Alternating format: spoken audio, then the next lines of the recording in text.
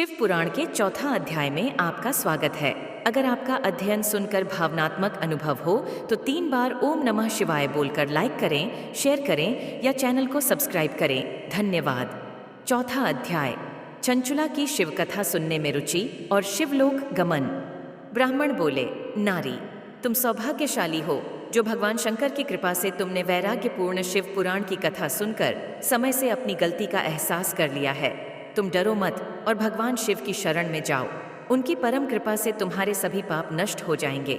मैं तुम्हें भगवान शिव की कथा सहित वह मार्ग बताऊंगा जिसके द्वारा तुम्हें सुख देने वाली उत्तम गति प्राप्त होगी। शिव कथा सुनने से तुम्हारी बुद्धि शुद्ध हो गई है और तुम्हें पश्चाताप हुआ है तथा मन में वैराग्य उत्पन्न हुआ है। पश्चाताप ही पाप करने वाले पापियों के लिए सबसे बड़ा प्रायश्चित है। पश्चाताप ही पापों का शोधक है। इससे ही पापों की शुद्धि होती है। सत्पुरुषों के अनुसार पापों की शुद्धि के लिए प्रायश्चित पश्चाताप से ही संपन्न होता है।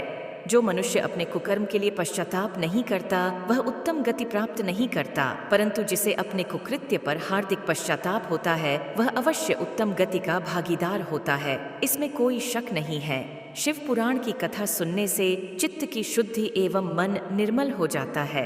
शुद्ध चित्त में ही भगवान शिव व पार्वती का वास होता है। वह शुद्धात्मा पुरुष सदाशिव के पद को प्राप्त होता है। इस कथा का श्रवण सभी मनुष्यों के लिए कल्याणकारी है, अतः इसकी आराधना व सेवा करनी चाहिए। यह कथा भव बंधन रूपी रोग का नाश करने वाली है। भगवान शिव की कथा सुनकर हृदय में उसका मनन करना चाहिए। इससे चित्त की शुद्धि होती है। चित्त शुद्धि होने से ज्ञान और वैराग्य के साथ महेश्वर की भक्ति निश्चय ही प्रकट होती है तथा उनके अनुग्रह से दिव्य मुक्ति प्राप्त होती है। जो मनुष्य माया के प्रति आसक्त है वह इस संसार बंधन से मुक्त नहीं हो पाता। हे ब्राह्मण पत्नी, तुम अन्य विषयों से अपने मन को हटाकर भगवान शंकर की इस परम पावन कथा को सुनो। इससे तुम्हारे चित्त की शुद्धि होगी और तुम्हें मोक्ष की प्राप्ति होगी। जो मनुष्य निर्मल हृदय से भगवान शिव के चरणों का चिंतन करता है उसकी एक ही जन्म में मुक्ति हो जाती है। सूत जी कहते हैं, शौनक, यह कहकर वे ब्राह्मण चुप हो गए। उनका हृदय करुणा से भर गया। वे ध्यान में मग्न हो गए। ब्राह्मण का उक्त उपदेश सुनकर चंचुला के नेत्रों में आनंद के आंसू छलक आए। वह हर्ष भरे हृदय से ब्राह्मण देवता के चरणों में गिर गई और हाथ जोड़कर बोली, मैं कृतार्थ हो गई। हे ब्राह्मण, शिव भक्तों में श्रेष्ठ स्वामिन, आप धन्य हैं। आप परमार्थदर्शी हैं और सदा परोपकार में लगे रहते हैं। साधो, मैं नरक के समुद्र में गिर रही हूँ, कृपा कर मेरा उद्धार कीजिए। जिस पौराणिक व अमृत के समान सुंदर शिव पुराण कथा की बात आपने की है उसे सुनकर ही मेरे मन में वैराग्य उत्पन्न हुआ है। उस अमृतमयी शिव पुराण कथा को सुनने के लिए मेरे मन में बड़ी श्रद्धा हो रही है।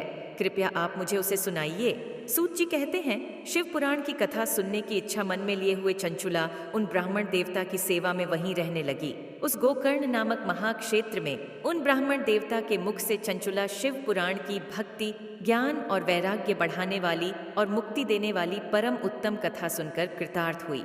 उसका चित्त शुद्ध हो गया। वह अपने हृदय में शिव के सगुण रूप का चिंतन करने लगी। वह सदैव शिव के सच्चिदानंदमय स्वरूप का स्मरण करती थी।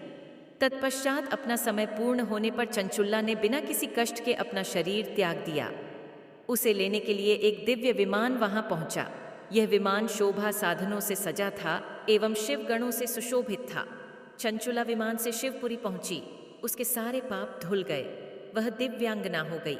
वह गौरांगी देवी मस्तक पर अर्धचंद्र का मुकुट व अन्य दिव्य आभूषण पहने शिवपुरी पहुंची।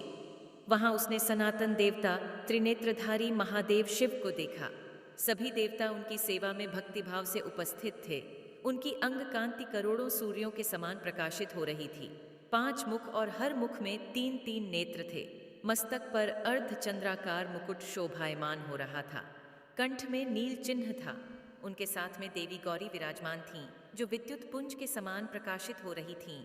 महादेव जी की कांति कपूर के समान गौर थी।